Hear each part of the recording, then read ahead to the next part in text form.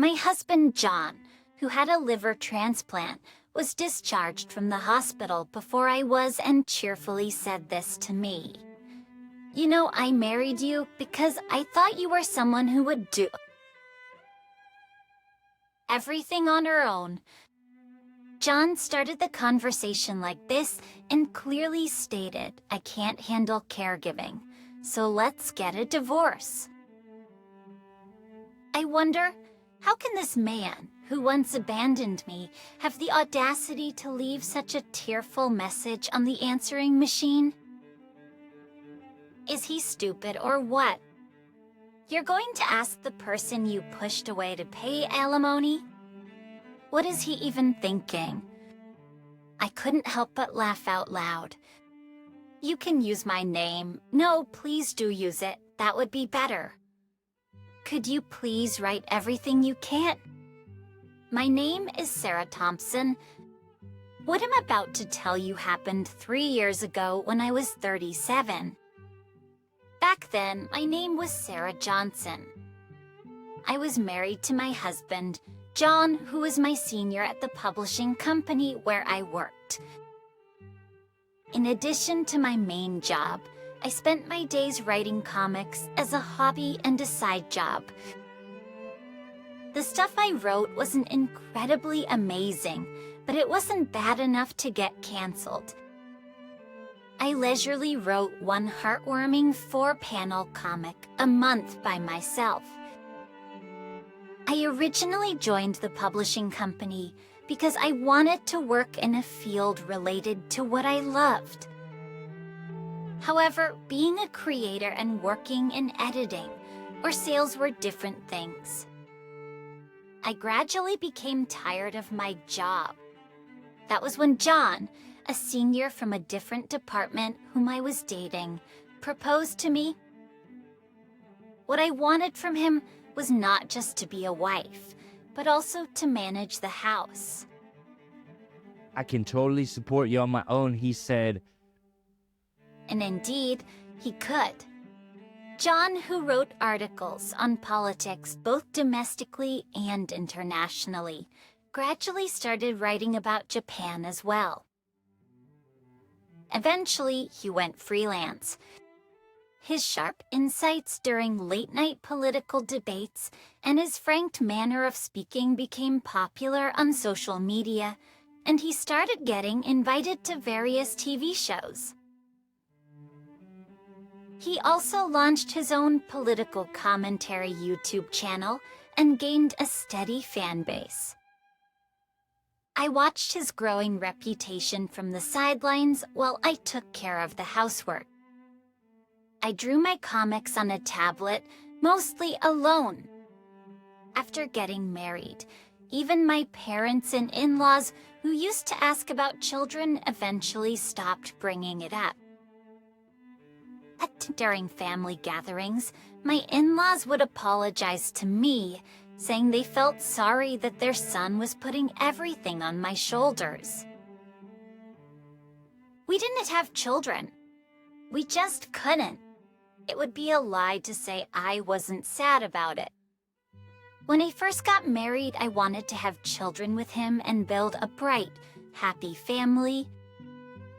However, his lifestyle was just too different from mine. Coming from a fairly wealthy family, John had different values and habits that clashed with mine. He didn't understand the importance of saving money, and he always wanted to eat at expensive restaurants or buy luxury items. I, on the other hand, was more frugal and practical. I preferred to save money for the future and invest in things that would appreciate in value. These differences in values and habits created tension in our relationship, and we often found ourselves arguing about money.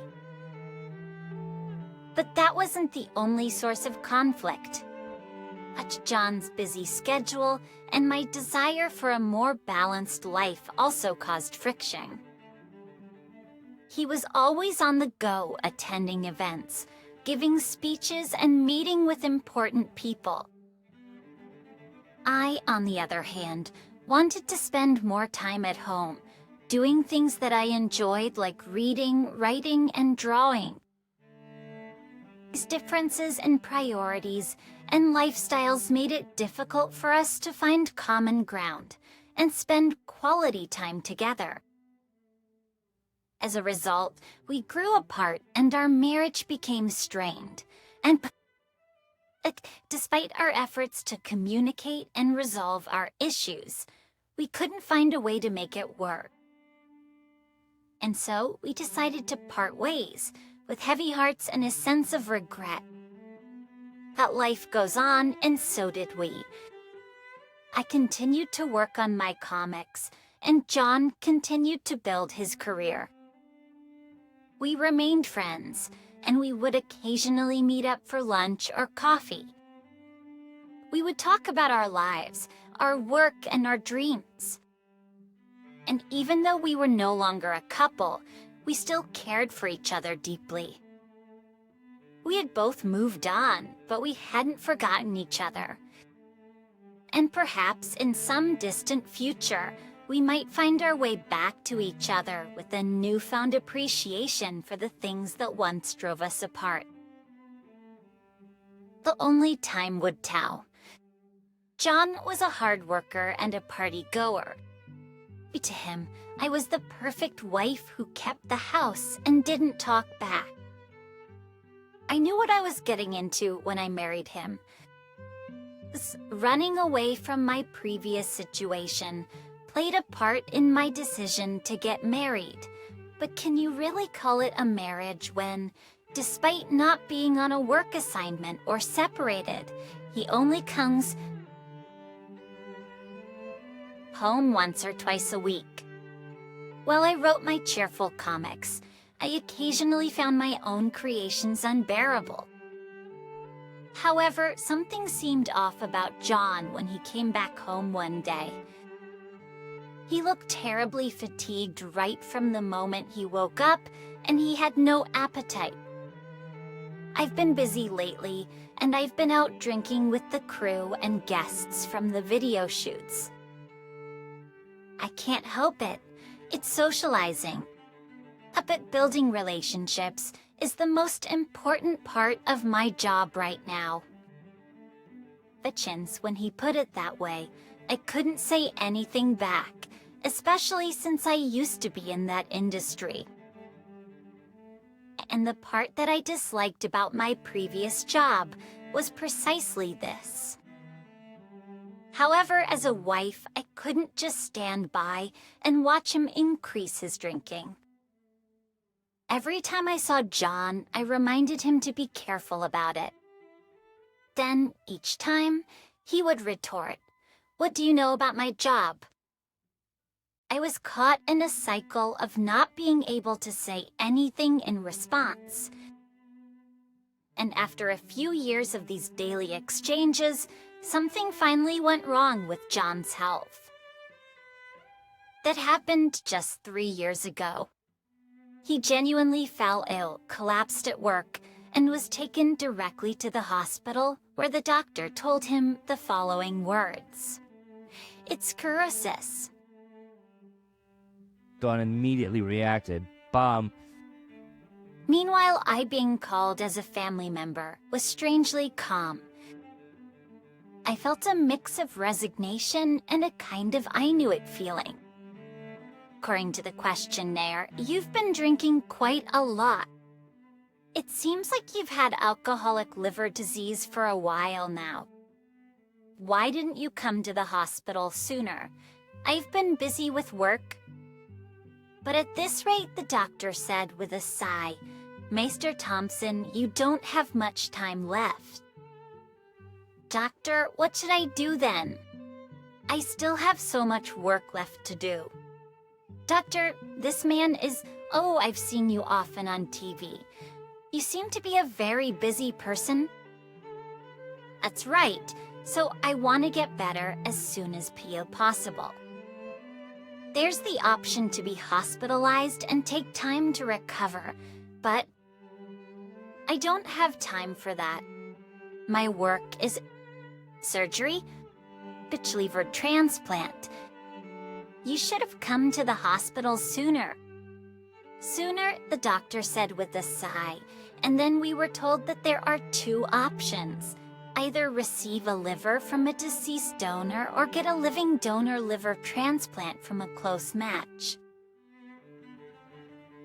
Once he was moved to a private room for his hospital stay, John took my hand, looked me straight in the eyes, and said, "Please give me part of your liver." I was taken aback. I had anticipated that he might ask this of me, as waiting for a liver from a deceased donor would take too long for him. Hesitated for a bit, but then said, "If I'm a match." Thank God. EONs, thank you. "You really are the best wife," he said, hugging me. I couldn't remember the last time he had done that. That's how much we had lost touch with each other. Maybe I still had a sliver of hope that this would make him turn his attention back to me. The tests showed that my liver was fit for transplant. Hearing the news, my in-laws blamed John for his unhealthy lifestyle and shed tears of gratitude for my offer. "It's all because of this guy's unhealthy lifestyle that we've caused you trouble. No, if this had happened when I wanted kids, I might have said no. But now, I guess it was meant to be." But John, who was listening from behind, was pouting and texting someone on his phone. I was admitted to the same hospital room for tests and surgery, and fortunately, the surgery was successful. John's prognosis was good. On the other hand, mine was not. In living donor transplants, there's a small risk of complications for the donor. I didn't think it would happen to me before the surgery, but I was too optimistic. I ended up being one of the unfortunate few. John was discharged from the hospital before me and returned to work right away. He even used his condition and the transplant as material for his job. I spent my days in bed watching his videos, and there was one thing that puzzled me. John, with a big smile on his face, said he was grateful to the liver donor. However, he never once mentioned that the transplant was a living donation from his wife. What's up with that guy? Exactly. He should have mentioned Sarah in a situation like this. My in-laws understood as they watched the video together. "It's okay. I couldn't do much even when I lived with him, and I couldn't have kids," they said. "It's not about that." My mother-in-law was especially angry on my behalf. "Anyway, has he even visited you in the hospital since he was discharged?" He hasn't, right? Lucky, my in-laws were grateful, but having them get angry on my behalf every single time was exhausting. Besides, he's paying for the hospital bills. It was a long hospital stay. Just a long hospital stay, and my mother came from far away to be with me, which made me feel guilty. That's true, but you are a married couple, so he should be doing that. Watching my mother and in-laws argue for my sake was really hard, but it wasn't something I could simply dismiss. While enduring my poor condition, all I could do was distract myself with my tablet every day. I never thought I'd be so grateful to be someone who usually draws on a tablet alone. Oh, I even shared about my hospitalization on my social media account as a manga artist. These words from unknown fans made me incredibly happy. Nevertheless, my recovery was slow, and I was told I needed a second transplant. On a certain day, waiting for that surgery, a visitor came while I was constantly feeling weak all over my body. At that moment, my mother was out, and I was alone. I'd say a long time no see. I get you, Mew. Yeah, I'm feeling better than before thanks to your liver. Really? Yeah, openly saying that. No one even invites me for drinks. That's good. I was furious inside, listening to John speaking cheerfully. Whose fault did he think this was?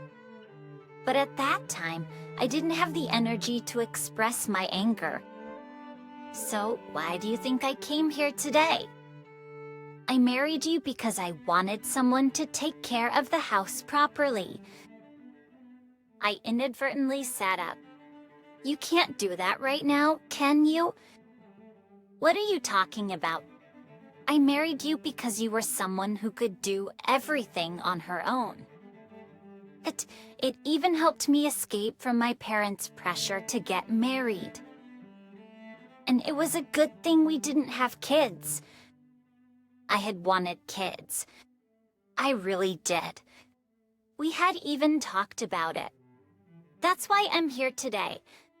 Well, he began speaking clearly. I can't handle caregiving or anything like that. So let's get divorced. That was what John told me 3 years ago. Now, I've returned to my maiden name, Johnson, living alone in an apartment, and I've started working on my manga again. I was working on a draft for my series that day, when suddenly my phone rang. It was John. I ignored it. After about 20 rings, the call ended. But 10 minutes later, it started ringing again. It Dirks. I didn't want to hear his voice anymore, so I set my phone to send him straight to voicemail with a message asking him to leave a message. Please pick up the phone. I'm in deep trouble right now. Hey, I need your help. You're making good money these days, aren't you? We used to be close. Remember? At that point, I could feel the anger that I had felt back then beginning to burn inside me again. I reached out to someone through the messaging tool on my tablet. Oh, what's wrong, Sarah? Thank you for asking. Mr. Smith, I've been receiving strange calls from my ex-husband, John. That sounds serious. I'll be right there. Mr. Smith is someone I know from the publishing company that published one of my books.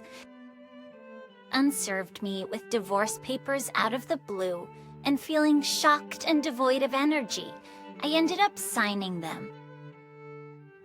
I'll give you your share of our assets, so use that to pay the hospital bills. It's an unusual hit, being the first popular comic on social media in my career. The second surgery went well, and the record of my recovery was published as a sequel. Given the content, I started receiving a lot of media interviews, and suddenly I, the artist, became famous. And now I live alone in this apartment, bought with the royalties from those books. The book even sold well in its paperback edition, and thanks to that, I have no financial worries in my current life. I'm busy enough dealing with tax reduction strategies. However, this is quite a terrible situation. Mr. Smith commented as he arrived, and we went through the content of the relentless calls from John. I knew he had remarried a much younger woman, but I didn't know it was this bad. After the divorce, I heard from my in-laws that John had remarried a woman 20 years his junior. Her name is Natalie, and from what I gathered, she had been dating John even before our divorce. Initially, she was a hostess, and their customer relationship turned serious. Natalie, for her part, thought that if she could snag John, who was doing well financially at the time, it didn't matter that he was somewhat older. She could take the wife's seat from me. That's why he started coming home less and less. It's a good thing we broke up, really. But then John's liver gave out, and he needed a transplant. That's where I came in. After a liver transplant, it becomes difficult for a woman to get pregnant. I had already given up on having children, making me the perfect candidate. Maybe he wanted to have children with Natalie. So he delayed bringing up divorce until the right moment. Then he took advantage of my vulnerable state to make me sign the divorce papers. At that time, I hadn't realized that John was having an affair. So he was able to settle everything just with the division of assets. But he just confessed by himself. Seems like he forgot that you can still demand alimony for infidelity even after you found out about it, didn't you? If he had known, I don't think he would be coming to me for money, I replied. Speaking of which, this request for money was indeed a turning point for me, turning misfortune into success. Annalie saw me on TV, got really fired up, and said, "What the hell? His ex-wife is..." Well, it seemed like at first, she was thrilled about snatching away a cool husband from a nerdy and introverted woman. But before she knew it, she realized that I, the person she looked down upon, was on TV basking in the limelight. She apparently couldn't stand it. That's when she started dabbling in Forex trading, got a taste of beginner's luck, and ended up getting completely hooked. By the time she realized it, she had lost a significant amount of money. She had accumulated a significant amount of debt and was covering it up with loans from payday lenders, all behind John's back. Things had gotten out of control. So I'm begging you. You've got quite a lot of money now, right? Come on, for old time's sake, can you help me out? He pleaded. I burst into laughter. Are you out of your mind? Asking for money from me, whom you spared paying alimony to, with what face are you even asking that? I laughed loudly. Mr. Smith? Yes, I don't mind actually. Please use my name. Better yet, please write about it extensively. After that conversation, the torrent of angry calls from John ceased for a while. I was back to my quiet days of writing at home. Then one morning, while having breakfast, my old smartphone rang. Of course, I didn't pick it up. This phone had already served its purpose for daily use. Ever since John started his attacks, I had switched my main phone.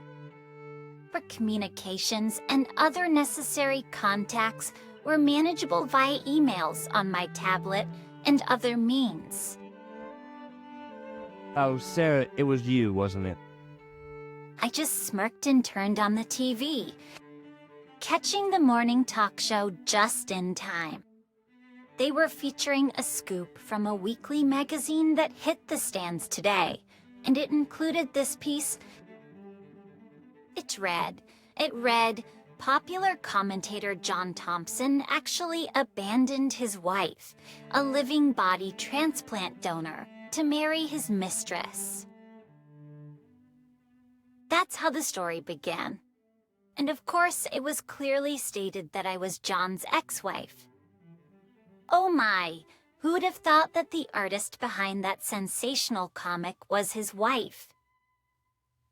I was really moved by that comic, and to think she was treated so terribly. The guests on the show were all chiming in with their 2 cents. Meanwhile, John's voicemail kept screaming, "It's all your fault. I've been disowned by my own family because of you." Well, that is expected. I had asked Mr. Smith, the magazine's editor-in-chief, to make the story big enough even for John's parents, who usually don't read such magazines, to understand by featuring it on the morning talk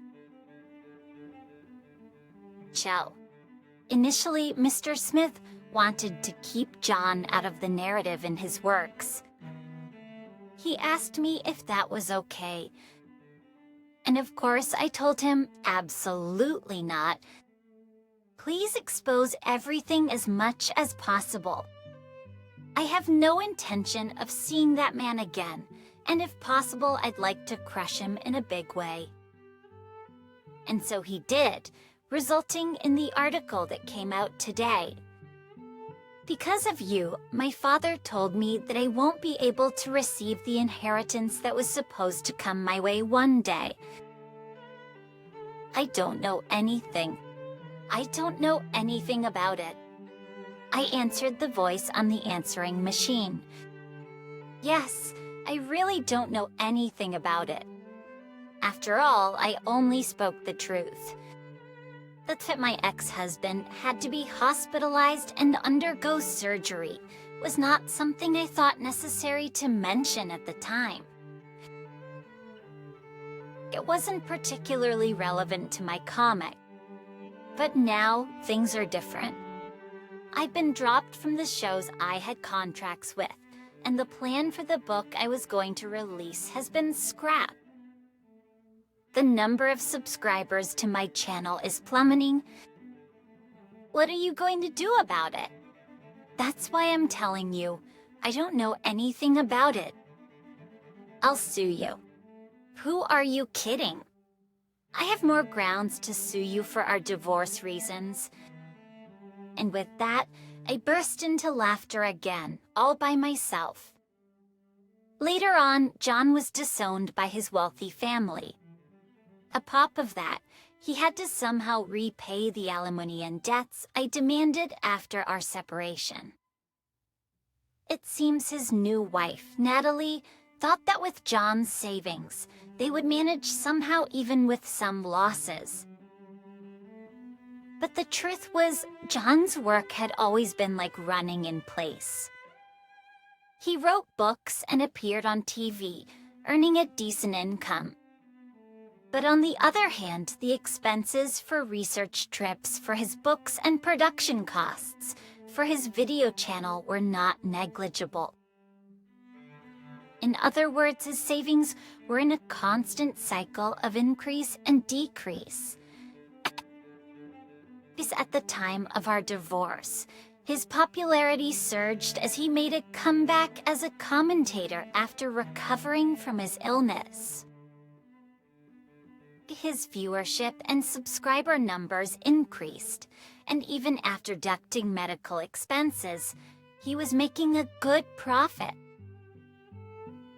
But popularity is fickle, and the entertainment world is harsh. His reputation fell as he left his overcoming illness narrative for another woman, especially when his new wife Natalie made foolish mistakes. Despite having an intellectual husband, he lost a significant portion of his female fan base. Nevertheless, he still had to pay off his debts. John ended up selling his condominium to repay them. Afterward, the two of them moved to a cheaper apartment, but their days were filled with endless arguments. And then his work opportunities drastically decreased. Realizing he needed to do something big to turn things around, John made a major decision. But with just a simple set of equipment for video streaming, he set off for conflict zones around the world. He aimed to make a comeback with live broadcasts from the field. I was genuinely surprised when I heard about it from the lawyer who was in touch with John regarding the alimony. On the other hand, Natalie was not happy with John's decision. Cassel, on the other hand, Natalie tried desperately to stop John's reckless actions, but eventually she gave up and returned to the nightlife.